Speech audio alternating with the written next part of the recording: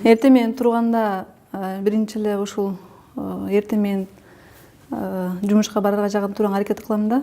Анан биринчи эле суу ичем. Суу ичкенде түнү бою организмде суюктук калбай калат. Анан суу ичкенде аябай жакшы мындай организмди ойготуп, бүт денеге таркап, ал сууга лимондун суун бир аз же болбосо яблочный уксус деп коет, ошону кошсо аябай жакшы. Анан балды кошсо, канын составы кандай болсо, балды сууга кошкондо ошондой окшош болуп калат экен да составы. Анан организмге аябай тез жакшы жактарын, таасирин тийгизет да. Эртең менен көнүгүүлөрдү жасайм. Андан кийин жуумтурамп, анан жумушка кетем. Ошого эртең мененки аба таза болот. Ошо эртең менен саат 7-де же 6-да туруп жасаган абдан сонун болот да. Убакыт аябай аз. Анын үстүнө кичинекей балам бар. Такыр эле залга барганга убактына жетпейт. Эми негизи ошол залда алган физикалык ошол нагрузканы үйдө деле алса болот да, керегинче. Эми кичинекей балам төлөгөнгө чейин эле үйдө жасачумун.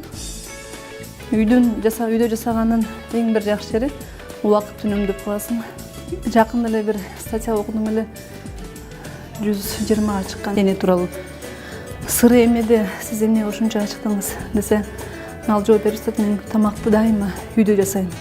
Үйдүн тамагын жейм депчи. Үйдүн тамагы гигиеналык жактан, санитардык жактан таза болот аябай. Таза жууп, тазалап жейсиң. Ошондуктан үйдүн тамагы жанагы бир аз сүйүүнү кошуп жасайсың, жакшы эмоцияны кошосуң, өзүнчө бир жакшы ниет менен жасайсың дагы, тамак дагы дары болуп калат да, жеген тамагың. Европада, Америкада эгерде профессионалдуу спорт менен көп жылдан бери алектенген абитуриенттер келсе, ошолорду биринчи орунду алат экен да, ошо институттаргачы. Себеби ошол балдардын эрки күчтүү болот экен, чыдамкай болот экен. Максатты, кандай максатты койсо, ошону жеткенге аракет жасаганга бир күчтүү дем болот экен да. Эртең кече кара жумуш менен чогулганбыз. Анан шаарга келгенде аябай бир топ кыйналдым. Кара жумуш жок. Анан кайрылып антип ушинтип гантелдерди көтөрүп, мондай залга барып, үйдөн жасап, чуркап, кайра ошону тогуп алдым да, канды кыздыргандан кийин. Андан кийин гантель менен иштейм. Гантель ошо колдун булчуңдарын күчөтөт. Бул да жакшы да. Азыр бүт баарына нагрузка болду. Бутка, колго, бүт пресстерге, эми жалаң колго нагрузка берем. Үйдө эле ушул жасаса болот деп, YouTube'да ачып эле койсоңуздар, йоганын ар кандай деңгээлдеги бүт видео тасмалары даяр. Йоганын жакшы эмеси адамдын суставтарын жумшартат. Андан кийин омуртканын ийилчектигин аябай жакшыртат да. Айтып коет, канчалык омуртка ийилчек болсо, адам ошончо көп жашайт депчи. Бул негизги максаты йоганын ошол да.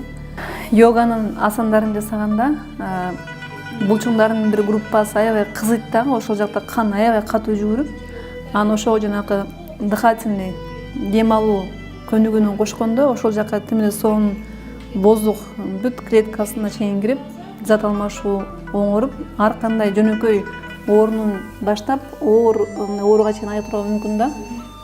Бул мен жасап аткан көнүгүү, бул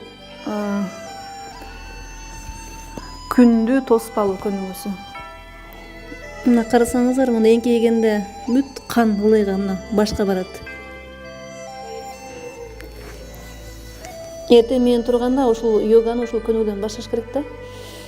Анан дем алуу менен чогуу жасасаңыздар,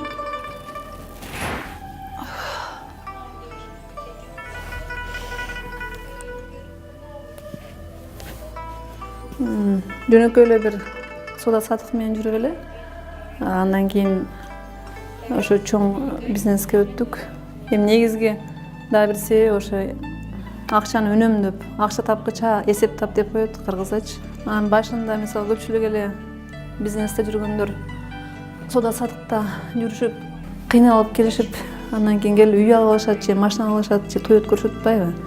Мен эсимде биз бир чоң бизнес ачканга чейин деле биз эч кандай бир машинада калган эмеспиз.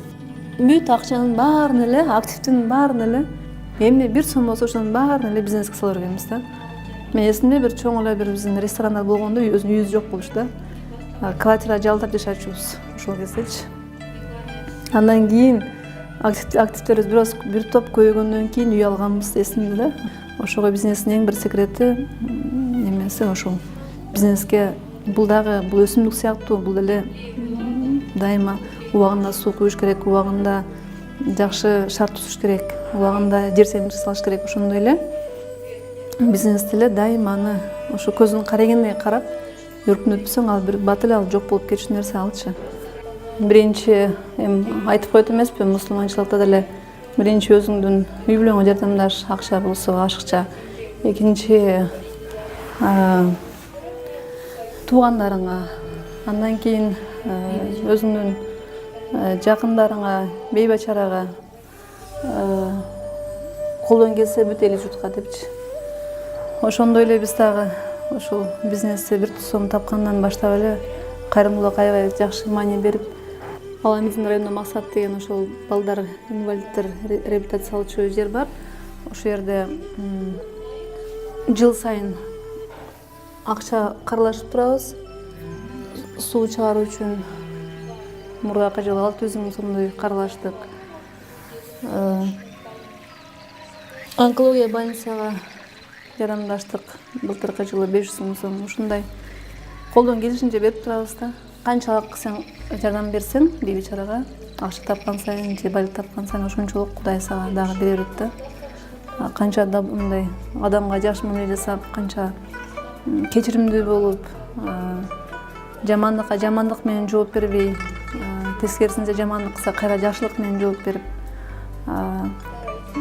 бар нерсеңди ошол жакшы сөзүң менен, акча менен болсо, акча болбосо сөз менен, жакшы сөзүң менен бөлүшсөң, Кудай ошончо бере берет да адамга.